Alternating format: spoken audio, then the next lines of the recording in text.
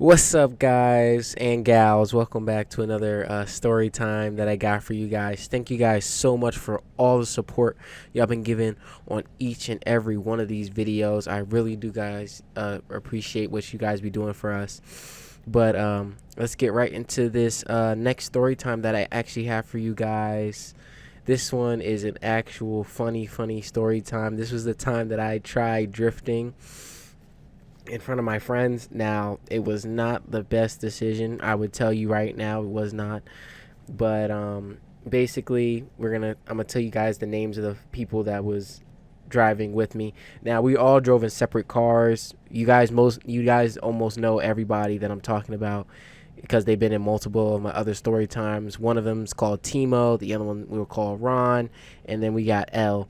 And then I have my girlfriend at the time that when I was, talking to her. But we all decided we wanted to go bowling one night. It's a weekday around like Thursday, something like that. I just got my sports car, finally was able to get it running and everything like that. Finally got my sports car running and stuff like that, and we all head to the bowling alley. We bowl for a little while, enjoy ourselves, just having a casual bowling session against all of us. We usually challenge each other because we're all competitive males, most of us, other than my girlfriend at the time stayed, didn't want to bowl. She just watched all of us bowl, but we all went against each other and stuff like that. And when we got finished, we all finished up. We all started driving home from the bowling alley, and we say racing. I wouldn't say racing, but just fast driving. Trying to go in front of each other and all that stuff. And we hit up a convenience store. We won't call it by the real name. We'll call it 712. If y'all know about 712, y'all know about it. That's usually the spot that everybody goes when it's 12 o'clock at night and there ain't no other places open. So we're at 712. We all grabbed some candy, drinks. Usually we all had like energy drinks because we're tired, trying to make sure we get home and all that stuff. But while we're there, we all are talking. We all get back into the cars, and while we're doing that, I decided to come up with a great idea that I would turn off traction control in my sports car. And, now let's remember that this is my first time really having a sports car. I turned off traction control. Wasn't really thinking anything much of it. I was just like, oh, I know that other people learned how to drift like that. So I decided I would do the same thing. So now we're driving home. We all live in the same neighborhood. We get around to maybe 5 minutes away from our house, our neighborhoods and stuff like that. And there's a stop sign that leads to the right, that leads to the bridge. So we all stop at the stop sign. We say Timo is in front of the pack. Then it's me. Then it's Ron, and then it's L. So we're all there. We're all taking the time now.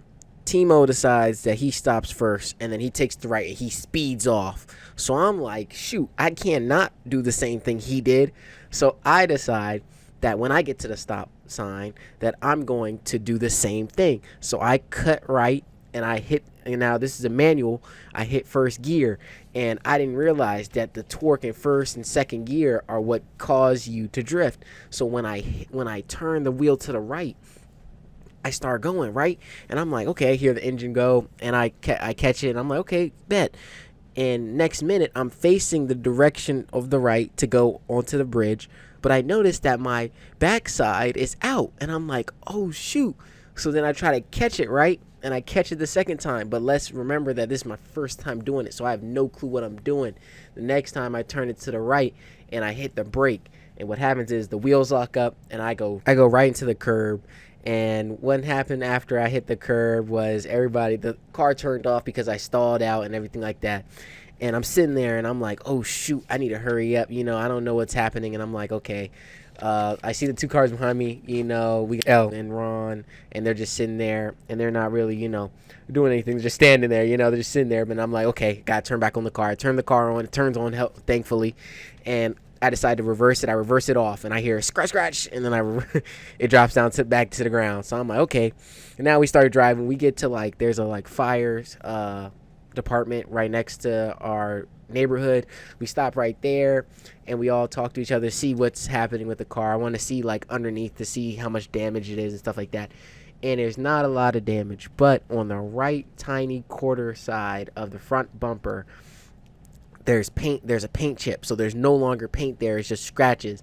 And I'm like, oh shoot, I don't want to get caught, that I just messed up and everything like that. So I come up with the brilliant decision that because my family is not home for the next 2 days, that I would take the car and I would fix it myself and do a DUI of sorts. So the next day I wake up, I got 2 days to do this. So I call my friend Timo. Me and Timo go out. He drives us. We drive all the way to the auto spray shop, and I get some custom paint that matches the actual bumper. And I don't get like one of those sprays that you're like, oh yeah, you go into the garage and you dress up and it's like you spray one of those. No, no, no, no, no, no. I get one of those shake the bottle can sprays, but I got it to match the color because they can match the color of the car. So I get the one. We get back to the house. I start taking off the bumper and everything like that. Timo went inside and started eating breakfast and stuff because it's now early in the morning. I decided to do this way early. So finally get the bumper off after like an hour of playing with it and stuff like that. Get the bumper off. We're now downstairs. I have the sander and everything like that. We start sanding it down. We sand it down to a good level, and then we start mudding it up. Now, how the mud goes is you got to let it dry for a few hours and stuff like that. We got the quick one. I didn't get the long one. There was one that said it was supposed to take 1 day, and I was like, I don't got time for that. So I need the one that was quick and would, be done in like an hour, 2 hours, as long as you, let it air dry and stuff like that. So put the mud down. We now mudded it up, stuff like that. We had to seal it off. We had to get seal off because I put it in the basement, sealed off the basement to make sure that it wouldn't spray over anything else in the basement. And we get to working. We sand it down, make sure it's smooth after the mud dries and everything like that.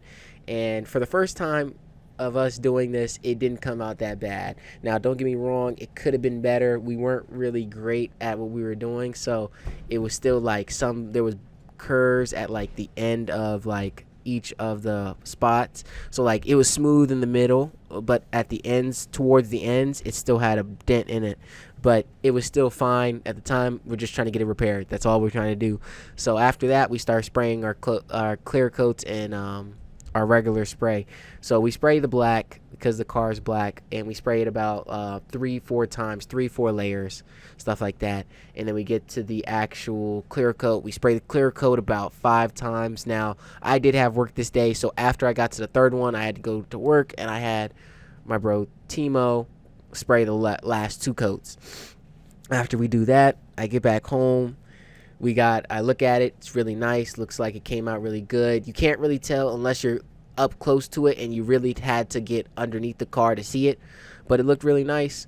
I think we did an amazing job. Once I put everything back on, we had I had like 2 hours before my parents got home and all that stuff to see the joint. And once they got home, they didn't see it because they're not paying attention. No one, you coming off the trip, they're not really thinking about, what's wrong with your car.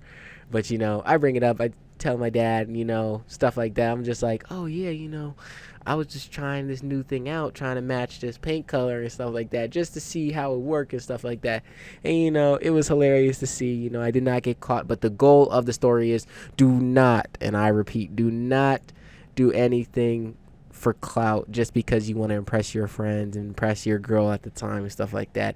It's not smart. If you don't know how to drift, go to a parking lot, turn on traction control, and pray that you don't hit anything. But do it when you're not with other people so you don't embarrass yourself in front of people.